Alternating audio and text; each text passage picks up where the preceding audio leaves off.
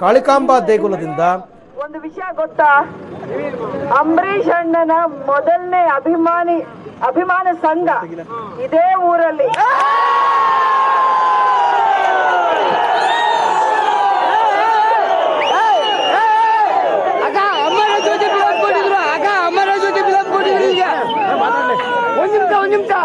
ಅಮರ ಜೊತೆ ಫಿಲಂ ಕೊಟ್ಟಿದ್ರಿ, ಈಗ ಸಂಘ ಓಪನ್ ಮಾಡ್ತೀನಿ ಹೇಳಿ ಆ ಸಂಘ ಕಟ್ಟೋರಲ್ಲ ಅಲ್ಲಿ ಮ್ಯಾಂಗ್ ನಿಂತವ್ರೆ ದಯವಿಟ್ಟು ಅದ ಹೇಳಪ್ಪ.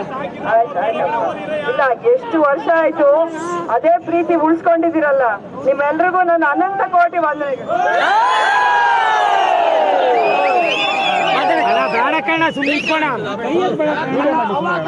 ಇದೇ ಪ್ರೀತಿನ ಇದೇ ವಿಶ್ವಾಸನ ಉಳಿಸ್ಕೋಬೇಕು ಅನ್ನೋ ಒಂದೇ ಒಂದು ಆಸೆಗೆ ನಾನಿವತ್ತು ಪಕ್ಷೇತರ ಅಭ್ಯರ್ಥಿಯಾಗಿ ಲೋಕಸಭಾ ಚುನಾವಣೆಗೆ ಸ್ಪರ್ಧೆ ಮಾಡ್ತಿರೋದು.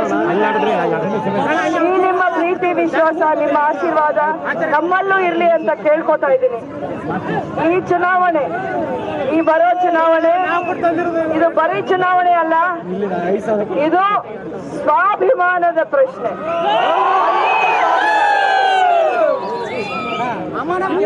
ಹಣ ಒಂದು ಕಡೆ, ಸ್ವಾಭಿಮಾನ ಇನ್ನೊಂದು ಕಡೆ. ಯಾವ್ದು ಬೇಕು ಅಂತ ನೀವು ಆಯ್ಕೆ ಮಾಡ್ಕೋಬೇಕು.